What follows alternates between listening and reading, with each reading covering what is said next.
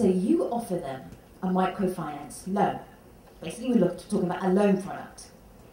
Tell me the story of how you came up with that loan product. Well, yes, eventually they get a loan, the schools in our program, but we developed this whole sort of bundle of services for exactly that reason.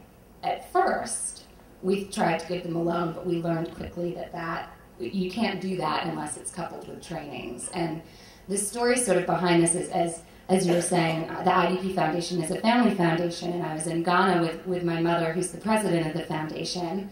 And we were with Opportunity International, and Opportunity International in Ghana was just starting to look at lending to schools.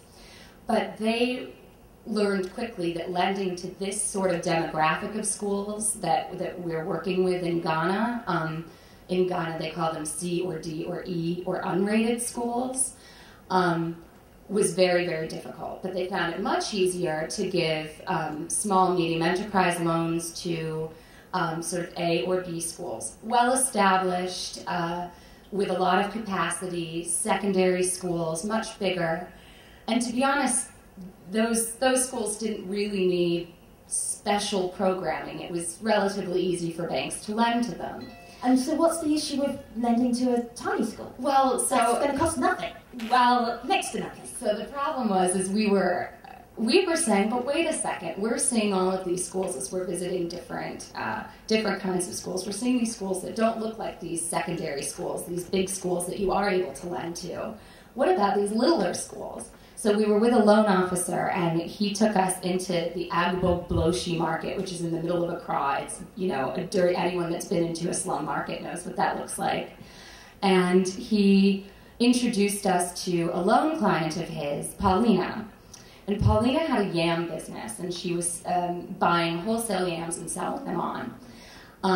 But in this slum market, there were a lot of squatters and lots of children, and the government school was sort of far away and across a very, very busy road, and kids were getting killed on their way to school by all these lorries that were going back and forth.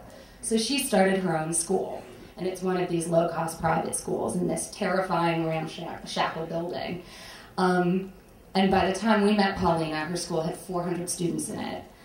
And the loan officer, Paulina had been pestering the loan officer to try to give her a loan, not for the yam business, but for her school, so that she could put in a proper floor and put in a safe staircase so that the kids could go upstairs, not fall through. It's totally terrifying, the school. But the loan officer was saying, your school isn't the kind of school that we can lend to. And so my mother sort of said, well, wait a minute. This is exactly the kind of school that a mission-driven microfinance organization should be focusing on. And so one of the first initiatives of our foundation, the IDP Foundation, was to figure out a way to lend to these kinds of schools. And what we learned was that you have to do a lot of financial literacy training and school management training, because microfinance institutions, their typical client is an entrepreneur. And educators are not particularly naturally entrepreneurial. And so the first thing is doing trainings in just how to manage your books and how to engage communities, how to work with district officials, how to set up your PTA so that it's really rooting for the success of the school and helping you fundraise. So basic things like that. And then once they go through those trainings, and they can fill out a balance sheet, for example, and a cash flow statement, then we work with them to implement the loan product.